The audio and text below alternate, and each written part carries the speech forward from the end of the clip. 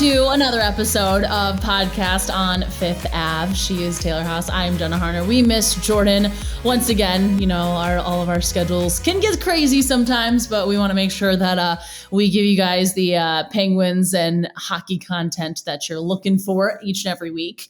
Taylor, it was a pretty big day. We're recording this on Wednesday. Pretty big day at practice. You and I were both there, and we look. And Jason Zucker is skating out onto the ice in a normal jersey, so, you know, full contact.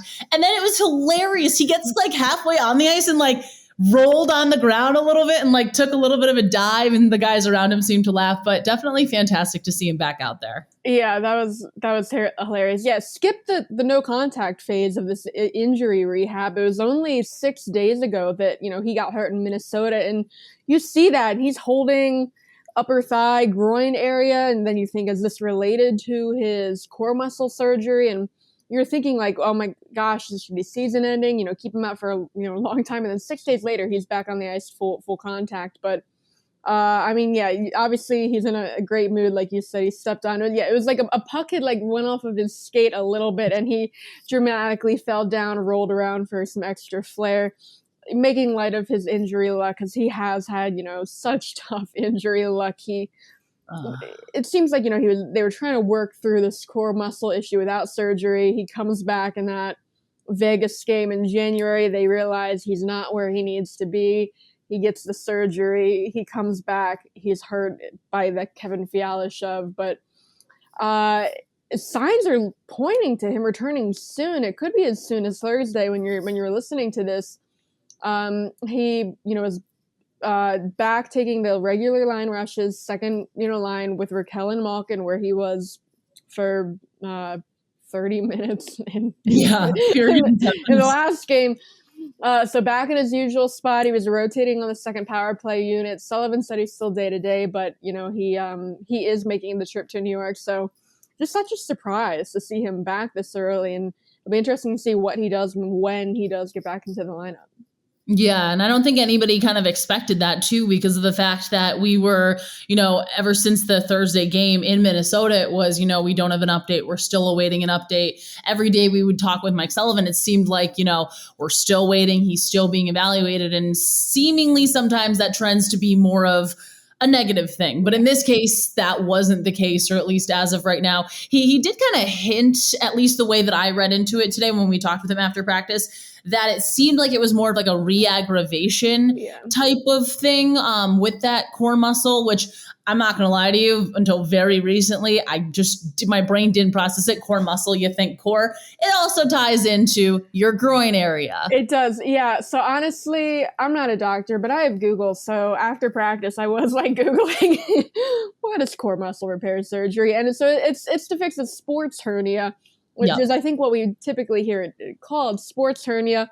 And I'm looking, and you know, the torn muscle could be in your abdominal area, it could be in your groin area, or if it's like in the abdominal area, like one surgical method involves like retracting the groin muscles and going through the groin to get to the abdomen. So either way, yeah, the groin definitely is tied in, and you saw when, you know, he went down, he is grabbing at, you know, his upper thigh kind of groin area, then that's why it was scary. And then on the Minnesota broadcast, they showed when trainer Chris Stewart came back out onto the bench, and it looked like he said the word groin to Sullivan, mouthing it to him. So yeah, it seems like maybe re-aggravation. It doesn't seem like injured, like it's something he now has to play through again, because he did say, you know, this is the first time I'm actually fully healthy. So it seems like maybe just something minor, not that he re-injured it and then he's going to be playing hurt and he's going to have surgery again. So honestly, just all good news all around.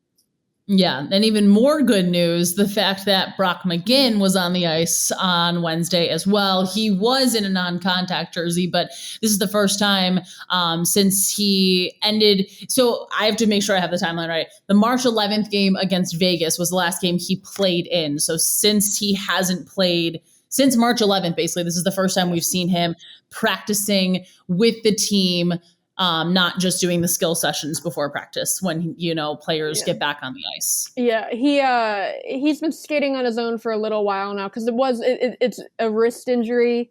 We can presume he went into the boards at the end of like the second period in that game and like wrist first. And then, when they do the post game, the handoff videos of the helmet, he's in the back and he has like a cast on his wrist. So that's what it was. He was stick handling for a while and, these sessions with just, his good wrist, his good hand on the stick. And then he's been, two hands on the stick for a while now in those sessions. So yeah, good to see him back. He was just rotating in on the fourth line, nothing serious yet. We don't have like an update, a timeline on when he's going to be back. But I mean, we were just talking about it. No one was missing from practice. And it's like, when is the last time this happened to have like a full, not fully healthy yet, because Brock McGinn, he's getting closer, but to just have everyone there at once. I mean, you just look at what the depth of this team, what they could look at like when they're finally healthy. It's exciting. It is. And I don't think there's probably maybe been like a day we've seen the entire team. And it honestly may have been the Vegas game, but was Malkin back for that at that point? I don't know. I think there was a game. You know what I think it was? It was the game when the day Louis Domingue got hurt. It was like one of the first times they're finally healthy for it was like not even a full 24 hours. And then Louis Domingue takes like the shot off the skate. So it's been a while. Yeah. Yeah. And it does seem really encouraging too. When we were talking with Mike Sullivan after practice, he said, obviously there's such a boost that both Zucker and McGinn, which also a little tangent. I should have thought about this and processed this. I would never have thought Ginner was the nickname. I never would have thought Ginner was McGinn's nickname. Yeah. So many of these guys do have weird, some of them it's like hard to do the like, it normally ends in E. Or just an S, like some of them they're hard to turn into that, like Chad Ruedel. They just call him Chad because like, what do you do with that? Yeah, it's just you. If you're named Chad, I feel like you have to stick with Chad. Chad's his nickname. I feel like I don't know why I would have gone with like Broxy or Brock or Brox or something. Gins, yeah. Ginner, though. I did not anticipate that. But back to what we were saying, Mike Sullivan said that, both of them being back out there not only gives the team such a boost, but it really does hint that they're both getting closer to returning to the lineup. And so not only is that exciting for many reasons, but when you're hearing Mike Sullivan saying that, that for both of these guys, more likely than not, it's not going to be too far off. And this is something that seemingly I think the Penguins definitely need is just the depth, especially kind of, at the right time, getting healthy, going into the playoffs. We're just 11 games away. It does not feel real at all. Yeah. I mean, it just makes you wonder like who comes out. When both of them come back, you figure, out fourth line, probably Angelo comes out. He's the one on the fourth line. But then when McGinn comes back, you think maybe Boyle sits or I don't know. It does give them some options to, sit someone like maybe like a Heinen or a Rodriguez who have been struggling because now they do have those options who could play. So yeah, just whoever comes out, I mean, they're going to have good depth options. Yeah, no, definitely. It's going to be wild to see considering that, we're getting super, super close to playoffs and we are going to take a quick break. But we will dive a little bit more into just the next schedule ahead. Plus, Taylor, you have some prospect updates for us. I think there's some good ones that the people want to hear. So stick with us on Podcast on Fifth Ave.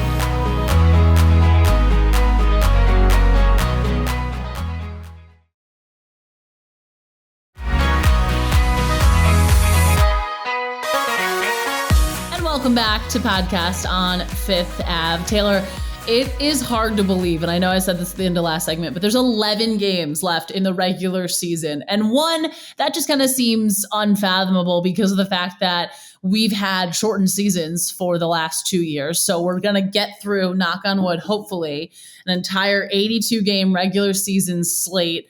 And I know there's, coming off of the Colorado home and home, people have a decent amount of questions about the team, what do the Penguins need to do down the stretch? I think there's a lot of questions that, need to potentially be answered in this last stretch here as they get set for the playoffs. I guess we'll just kind of start with, what What do you think, especially, in this finishing up this stretch against playoff teams, because the Penguins are playing, it was 7 in a row against playoff teams and some of the best teams in the league here. What do we need to see from the Pens in this last stretch here?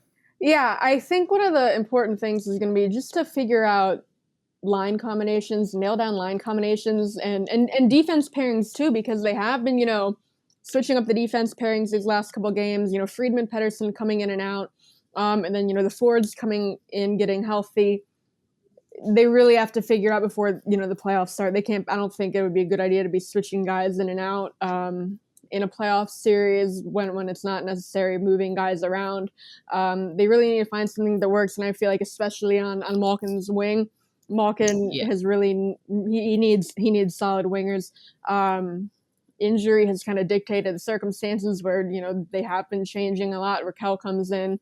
Zucker probably should have been on his wing for much of this last stretch, but obviously he was hurt. So Zucker and Raquel seem like they're going to be Malkin's wingers for now. Hopefully that works. The Zucker-Malkin combination hasn't always been great, but they really have to play around with that. Maybe if that doesn't work, give Kapanen a shot up there. They just really need to nail something down so you have stability going into the playoffs. And so they are going to have some tough games coming up, but then there are some easier games against like Philly, where they do have the opportunity to maybe experiment a little. Yeah, and something that's super intriguing to me, just like taking a look at the schedule, because I kind of circled this as, playoff standings were shaking up a little bit. But again, they get through this stretch here of 7 straight against playoff teams. You're seeing the Wild, you're seeing Colorado twice, you're seeing Washington for the final time during the regular season. But then you're going into a stretch of 8 games where only 3 of those teams, or 3 of those games, I should say, because 2 are against Boston, one's against Edmonton, are against playoff teams. And this stat that I saw earlier today when we were recording this kind of highlights it a little bit, because, people look at this a lot and they're like, okay, it's the end of the season, they're going to get some easy games. Well, you look at teams with the most points since February 11th in the league. Edmonton's number 1 with 38 points. Who you'll see. The Bruins are number 2 with 38 points, so they're tied. This list is not set up well. But the Bruins are, so you're seeing 2 of the teams that have been the hottest up to that point. The Bruins also have been on a roll recently, just watching them and what they've been able to do. Colorado, who you faced, and then the Islanders at 33. And I know so many people wrote the Islanders off, and obviously, there's like basically a statistical improbability that this team can make the playoffs, but you're seeing them twice. And they're a team that's going to gather some steam. So this isn't going to be like an easy end of the season. I mean, yes, you see Detroit. Yes, you see Philly, you see Columbus, but a lot of people look at it. It's not going to be a walk in the park by any means. No, the Islanders have had such a weird season. I mean, looking at I think just based off the year they had last year, and then the off season, I had them. I expected them to be a playoff team. I think when we made picks before this season, they were one of the teams I had in, not even as a maybe, I don't think, and. Just to see what to start off so bad and then just this rise, it is very weird.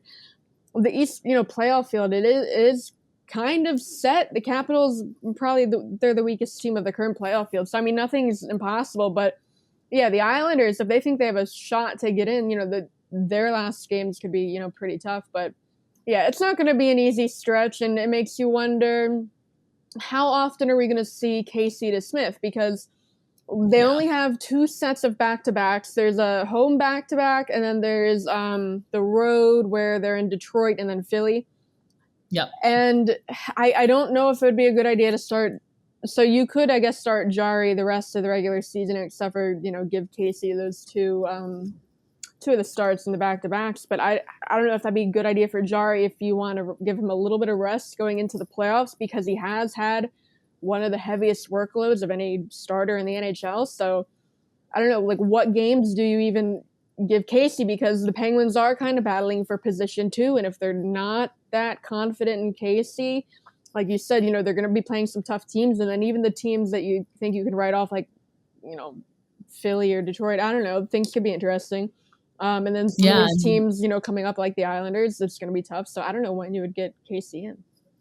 Yeah, it is kind of that intriguing puzzle. And it's kind of that line you toe between, okay, you want to get Jari in, you want to make sure he's fresh, getting set for the playoffs, but at the same time, it's like you don't want to tire him out. And you also want to make sure that you give Casey the opportunities in case, God forbid, there are any injuries or anything along those lines. There's any misstep there. We kind of keep going back to last season where, last playoffs, what happened there. And we'll talk about that kind of in a couple weeks here. But let's turn a little bit from Penguins to prospects, because you have some pretty interesting tidbits about some of the goalie prospects here. Yeah, so it's Joel Blomqvist and Calle Klang were the two European goalies.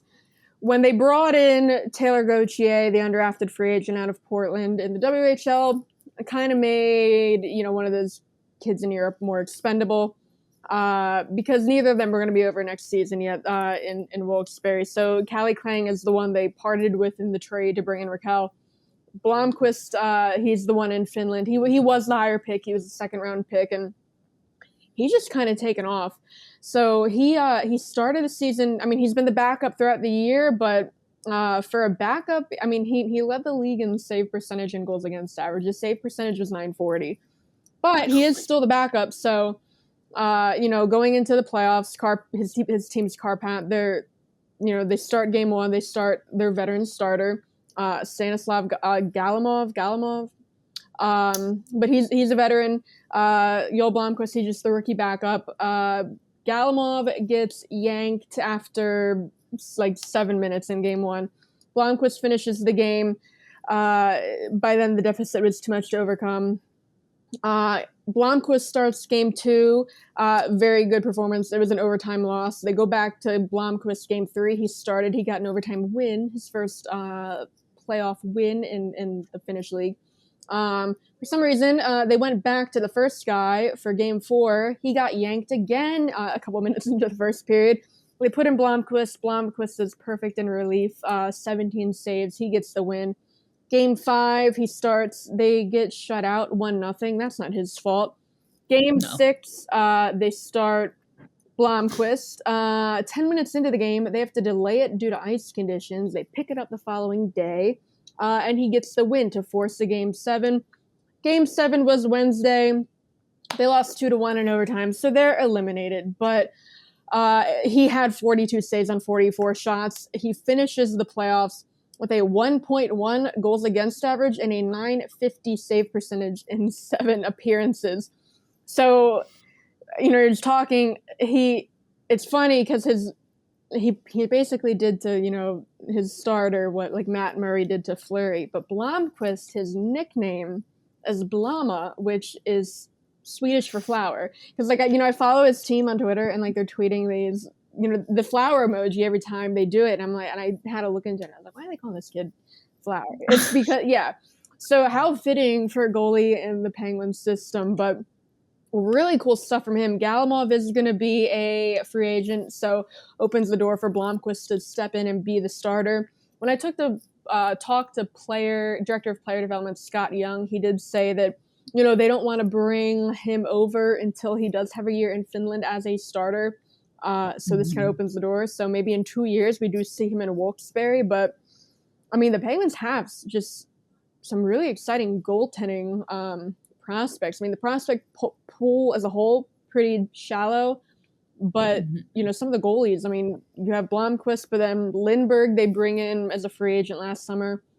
Great start to his pro career. I think it was 6 games before he got hurt. He's done for the year. He's not coming back. But he'll be back in Wilkes-Barre next year, so it'll be interesting to see if he can continue that going into next season. But they have him. They have Taylor Gauthier, who's putting up crazy numbers in the WHL.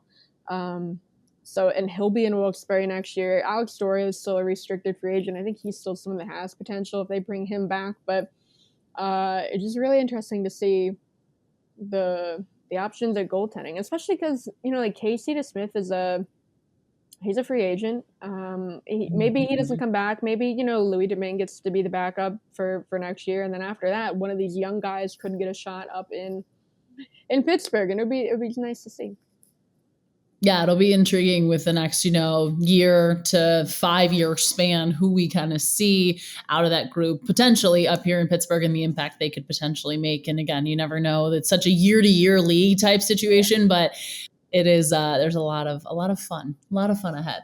And you're on top of all of it as always. So if I need prospect news, I go to your Twitter because I'm just like, she has it all in a collective place, people. I honestly, it's all right there. Yeah, I like pull highlights of everything. It's like Kirill Tankov, their 7th round pick. He's, in the VHL semifinals right now. I see he has a primary assist in a game, and I'm like, all right, you gotta find the video, clip it, put it on Twitter.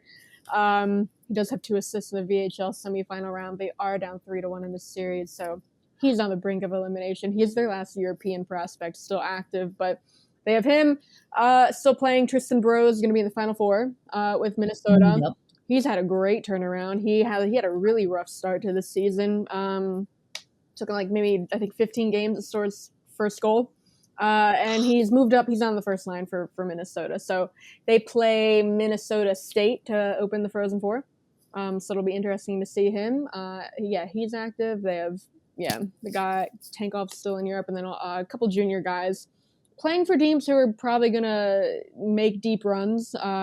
Some could be in the Memorial Cup. I know one of them is on Anson's. His team is hosting the Memorial Cup, so he is going to be in the Memorial Cup. That's how that works. The host city gets the team, and then the OHL, WHL, and QMJHL send their best. So the Penguins could have a couple of team players going for championships this spring. Follow Taylor on Twitter, guys. He has all the info there. We're going to take one more quick break, and then we will come back and talk about some interesting stuff across the league that's been happening the last week and a half or so.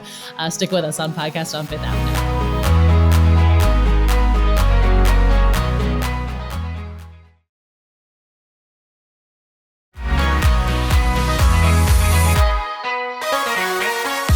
Welcome back to Podcast on Fifth Ave. We like to have some fun in this third segment, and we're going to talk about some interesting stuff that's been happening across the league in the last week. I feel like there's been a whole lot. Taylor, we can start with the Buffalo Sabres because they've been winning, and they've been winning a decent amount. Since the return of Jack Eichel to KeyBank Center up in Buffalo, they've only had 2 losses in regulation in their last 13 games. They have points in 11 of their last 13.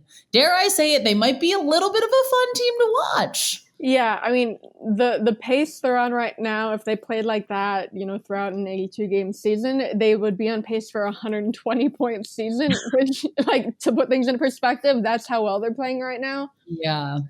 It's just insane. Ever since Eichel talked about how bad the atmosphere was at KeyBank, I don't know if we ever talked about that on here. I don't know if we did. I don't think we did. But yeah, it was. He obviously got booed in his return, and he said that was the loudest he's heard that building, since he was a member of the Sabres. So, I don't know. I think stuff like that makes the game. I don't know if the Sabres fans are right for booing him. He was put in a tough spot. He got out. He did what he needed to do. The Sabres kind of did bungle that whole situation, but just that kind of hatred, I think, makes things more exciting, makes more eyes on the game. I think, next time Michael plays in Buffalo, you're going to be more inclined to watch it. But so I don't know if that has anything to do with, this streak they've been on, but what's happening? They've just kind of put together, they've kind of finally figured it out. I don't want to say finally figured it out, but they've figured out a good formula that's working for them. They're really pesky to play against. We saw it when we were up in Buffalo, what was that, a week and a half ago at this point, 2 weeks ago. Tage Thompson has scored a career high 31 goals, I believe, as of Tuesday. So he's been looking great for them too. They're kind of finally, putting together what I think a lot of people thought this team was. And also circling back a little bit to Eichel's point, when he was saying that was the loudest he heard the building. As someone who covered that team for 2 of Eichel's years, there were times that building was incredibly loud. Back in I want to say it was 2018. Yeah. In 2018, they went on a 10-game win streak and everyone was like, oh my, it was in November and everyone's like, oh my God, are the Sabres going to do it? Are they actually going to will this be the year? It wasn't, but that building for the midst of that streak, games 6, 7, 8, it was so loud. I remember it was at a Saturday afternoon game. They played the Senators. It was the craziest hockey game I've ever seen. They won 9-4. It was outrageous. But that building on a, Saturday afternoon, everyone's chanting, 5, 6, or 7, 8, we want 9. That's all I'll say about that. That's where we'll leave the Sabres talk there, but they're definitely fun to watch. And I know that the Penguins probably a little bit happy that they don't have to see that team. Again for the rest of this regular season. A team that might see each other a decent amount. The Florida Panthers and the Toronto Maple Leafs. The times they played each other has been insane, but Tuesday night, oh my God, that game was unreal. Florida ended up winning 7-6 in overtime, but they came back from they were down 5-1. They came back from a 4-goal deficit to take the 6-5 lead. Toronto ties it up and sends it to overtime. The Panthers are kind of the comeback kids right now. Yeah, so I didn't watch that game because I was at the Penguins game, but still, both of these teams, you have to wonder how is any of this going to carry over in the playoffs, or how are they going to fare in the playoffs? Because stuff like that doesn't typically playoff games are typically much tighter than that. And, it's hard to pull off those kind of, you don't see 7-6 in the playoffs normally, but both of these teams are going to be playoff teams, so it's going to be hard. I don't know. I'm just curious to see how that carries over. No, I definitely am. And this was also, I think, within the same week, or I want to say at least a week and a half, where, because it was last weekend, Florida was down 6-2 to the Devils and came back to win that game. Yeah, something like that. But no, they've been doing it a lot. That's exciting team to watch. But they've had I think I saw a stat of their record since the Kodak Black incident. I don't know, something crazy going on there too. So I don't know if that plays a role in this, but I completely forgot about weird that. things going on in Florida. Things have been crazy ever since Kodak Black was in Florida. I forgot that. Wow. That was just a core memory that just hit. Really that was yeah. Whoa, that was a fun one. What else in the league? What am I forgetting? The biggest news, I think league-wide, Keith Yandel had his Ironman streak snapped. He was a healthy scratch. For the Flyers, it was probably artificially propped up maybe a couple years now, where if he did not have this streak behind him, he would have been scratched maybe a couple times before, just so, the way his play has dropped off. It wasn't in Florida. They were thinking about scratching him for the opener.